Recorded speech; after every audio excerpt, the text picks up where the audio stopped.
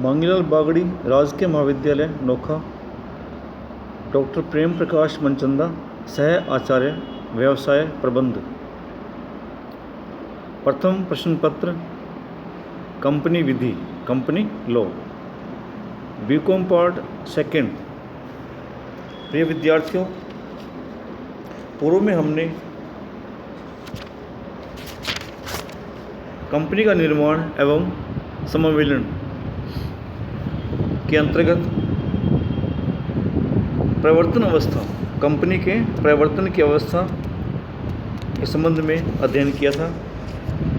तो आज अपने करेंगे दूसरा पार्ट है कंपनी के पंजीयन एवं समावेलन अवस्था, इन corporation stage of A company.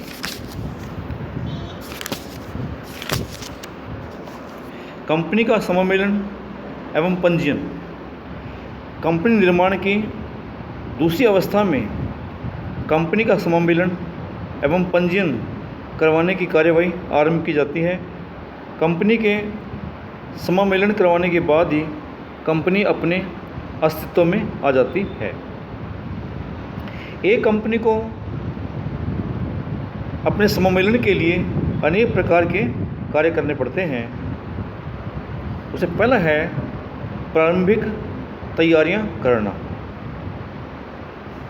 Company के पंजीयन से पूर्व कंपनी को कुछ प्रारंभिक तैयारी करनी पड़ती है, जिसके अंतर्गत सबसे पहले कंपनी का प्रकार निश्चित करना पड़ता है कि कंपनी निजी कंपनी के रूप में स्थापित होगी या एक सार्वजनिक कंपनी के रूप में स्थापित होगी या एक व्यक्ति कंपनी के रूप में उसका पंजीयन करवाया जाएगा।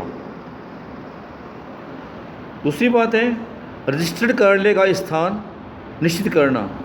कंपनी के प्रवर्तकों को सर्वप्रथम उस स्थान का नाम निश्चित करना चाहिए जिस स्थान पर कंपनी का रजिस्टर्ड कार्यालय स्थापित किया जाएगा। यदि किन्हीं परिस्थितिवश रजिस्टर्ड कार्यालय के स्थान का नाम निश्चित नहीं हो पाता है तो कम से कम रजिस्टर्ड कार्यालय के राज्य का नाम अवश्य निश्चित कर लेना चाहिए। ऐसा करना इसलिए आवश्यक हो जाता है कि इसके बाद ही यह तय हो जाता है कि किस राज्य के रजिस्ट्रार को कंपनी के पंजीयन के लिए आवेदन करना पड़ेगा। तीसरी बात है प्रस्तावित संचालकों द्वारा पहचान पत्र प्राप्त करना। कोई भी व्यक्ति जो कंपनी का संचालक बनना चाहता है अथवा जो किसी प्रस्तावित कंपनी में संचालक के रूप में नियुक्त को स्वीकार करने की सहमति देता है तो संचालक पहचान संख्या प्राप्त करना होता है। इस हेतु ऐसे व्यक्ति को केंद्र सरकार के पास आवेदन करना होता है। केंद्र सरकार आवेदन प्राप्त करने के 30 दिनों के भीतर संचालक पहचान संख्या आवंटित कर देती है। तो प्रारंभिक तैयारियों के बीच में चौथा पॉइंट है डिजिटल सिग्नेचर प्राप्त करना।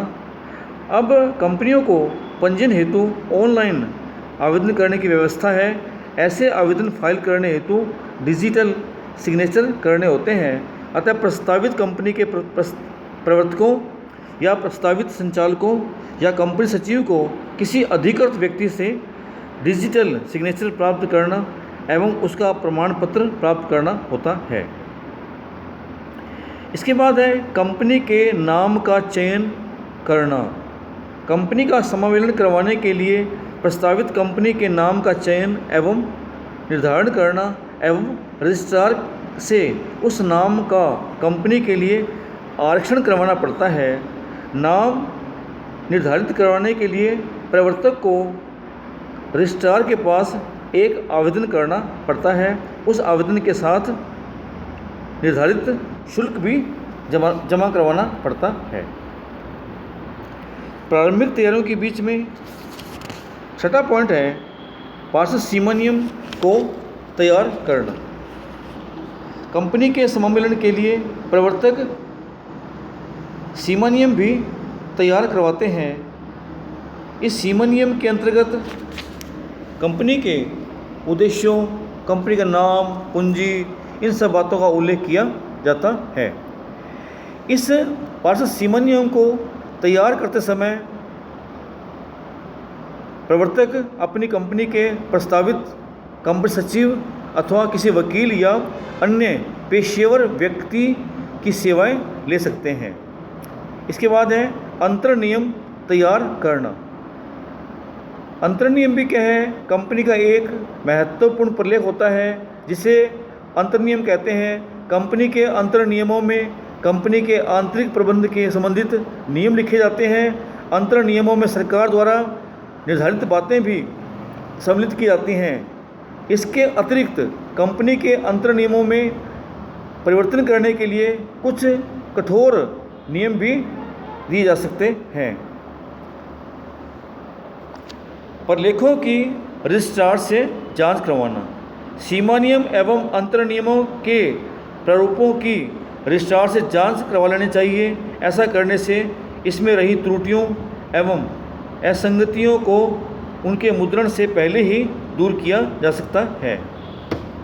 इसके बाद है पार्षद सीमा नियम एवं अंतर नियमों का मुद्रण करवाना। रजिस्ट्रार द्वारा पार्षद सीमा नियम एवं अंतर नियम के मसौदे की जांच कर लेने के बाद उसको मुद्रित करवाया जाता है। आजकल कंप्यूटर द्वारा लेज़र प्रिंट को भी मान्यता मिल गई है, अतः इस तरीके से भी मुद्रण करवाया जा सकता है। उसके बाद है मुद्रांक लगाना। मुद्रण के बाद पार्षद सीमा नियम एवं अंतर नियमों पर मुद्रांक शुल्क के नियमानुसार मुद्रांक लगाए जाते हैं। उसके बाद है तिथि अंकित करना। सीमा नियम एवं अंतर नियमों के प्रलेख पर तिथि भी अंकित करनी पड़ती है। यह तिथि मुद्रांक लगाने की तिथि के बाद की होनी चाहिए। उसके बाद है अभिदाताओं के हस्ताक्षर करवाना। कंपनी के सीमा नियम में अभिदाताओं का खंड होता है जहाँ पर अभिदाताओं के हस्ताक्षर करवाने होते हैं। सार्वजनिक कंपनी की दिशा में कम से कम 7, निजी कंपनी की दिशा में कम से कम 2 अभिदाताओं के हस्ताक्षर कराने आवश्यक होते हैं। एक व्यक्ति कंपनी की दिशा में केवल एक ही अभिदाता द्वारा हस्ताक्षर करने होते हैं। तो ये क्या होते हैं? प्रारंभिक तैयारियां जो कि कंपनी के समामेलन के लिए कंपनी के प्रवर्तकों को करनी पड़ती है। इसके बाद है समामेलन हेतु आवेदन एवं प्रलेखों की सुपुर्दगी करना। कंपनी के प्रवर्तक को अपनी कंपनी के समामेलन हेतु निर्धारित शुल्क के साथ आवेदन करना पड़ता है। एक व्यक्ति कंपनी की दिशा में यह आवेदन फॉर्म नंबर INC 2 में तथा किसी अन्य कंपनी की दिशा में यह आवेदन फॉर्म नंबर INC 7 में करना होता है। यह आवेदन उस रजिस्ट्रार के कार्यालय में फाइल किया जाएगा जिसके क्षेत्र में प्रस्तावित कंपनी का पंजीकृत कार्यालय स्थापित किया जाएगा। कंपनी के समामेलन के लिए आवेदन के साथ अनेक प्रकार के प्रलेख एवं प्रपत्र प्रस्तुत करने पड़ते हैं। सबसे पहला नंबर 1 होता है पत्राचार हेतु पते की सूचना भेजना। प्रत्येक कंपनी को समामेलन के समय रजिस्ट्रार को उस स्थान के पते की सूचना का प्रलेख सुपुर्द करना चाहिए जिस पर कंपनी के पंजीकृत कार्यालय की स्थापना के समय तक पत्र व्यवहार किया जाएगा। उसके बाद पार्षद सीमा नियम, पार्षद अंतर नियम, संबंधित विनियामक संस्था का अनुमोदन, कानूनी अपेक्षाओं की पूर्ति घोषणा, अभिदाताओं तथा प्रथम संचालकों का शपथ पत्र, प्रत्येक अभिदाता का विवरण, प्रथम संचालकों का विवरण, प्रथम संचालकों के हितों का विवरण, संचालकों की लिखित सहमति, नाम आरक्षण की पुष्टि करने वाले पत्र की प्राप्ति, अभिदाताओं की ओर से प्रपत्रों पर हस्ताक्षर करने का मुख्तारनामा और निर्धारित शुल्क की रसीद। ये समस्त प्रलेख एवं प्रपत्र शुल्क के साथ क्या है समामेलन के लिए कंपनी के रजिस्ट्रार को आवेदन करने के साथ प्रस्तुत करने पड़ते हैं। इसके बाद थर्ड पॉइंट आएगा मेन, प्रपत्रों की जांच एवं पंजीयन। कंपनी के समामेलन के लिए जब समस्त प्रकार के प्रलेख एवं प्रपत्र आवेदन के साथ प्रस्तुत कर दिए जाते हैं, उसके बाद क्या है, कंपनी रजिस्ट्रार क्या करता है, उनको प्राप्त करने के बाद उसकी एक रसीद दे देता है। तत्पश्चात वह देखता है कि शुल्क की रसीद पर्याप्त राशि की है अथवा नहीं, प्रस्तुत किए गए प्रलेख नियमानुसार एवं आवश्यकतानुसार हैं अथवा नहीं। यदि किसी और प्रलेख की आवश्यकता हो तो वह उसकी मांग भी कर सकता है। तत्पश्चात रजिस्ट्रार सभी प्रपत्रों की जांच पड़ताल करता है। सीमा नियम एक महत्वपूर्ण प्रलेख होता है, अतः उसकी जांच करते समय वह देखता है कि कंपनी का सीमा नियम उचित प्रारूप में है अथवा नहीं, कंपनी का नाम उचित है अथवा नहीं, नाम किसी विद्यमान कंपनी से मिलता जुलता तो नहीं है, कंपनी के स्थान की सूचना दी जा रही है अथवा नहीं, कंपनी के उद्देश्य वैध हैं एवं उचित हैं अथवा नहीं, तथा उन्हें उचित रूप से लिखा गया है अथवा नहीं, कंपनी के सीमा नियम पर उचित संख्या में सदस्यों के हस्ताक्षर हैं या नहीं, उचित मुद्रांक लगे हुए हैं या नहीं आदि। इन समस्त बातों को देखता है। अंतर नियमों को भी देखता है, जो अंतर नियम तैयार किए गए हैं, साथ लगाए गए हैं, जो उसकी विशेष सामग्री है, उनको भी ध्यानपूर्वक क्या करता है, उसकी जांच करता है। जब कंपनी के द्वारा प्रस्तुत सभी प्रलेख ठीक पाए जाते हैं, तब रजिस्ट्रार उन सभी प्रलेखों एवं सूचनाओं के आधार पर उन सभी प्रलेखों एवं सूचनाओं का कंपनी के रजिस्टर में पंजीयन कर लेता है।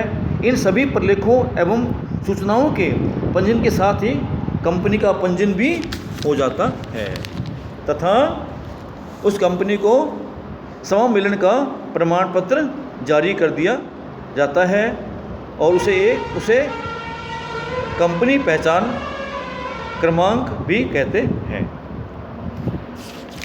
समामेलन के बाद पहली अवस्था थी अपनी प्रवर्तन अवस्था, दूसरी अवस्था थी समामेलन एवं पंजीयन अवस्था और थर्ड अवस्था है व्यापार आरंभ करने की अवस्था। अंतिम अवस्था है कंपनी अधिनियम के नवीनतम प्रावधानों के अनुसार प्रत्येक कंपनी अपना समामेलन का प्रमाण पत्र प्राप्त करने के साथ ही अपना व्यवसाय का संचालन करने का हकदार हो जाती है। कंपनी के समामेलन के पश्चात किसी भी कंपनी को अपने व्यवसाय को आरंभ करने के लिए अन्य किसी भी औपचारिकता का पालन नहीं करना पड़ता है।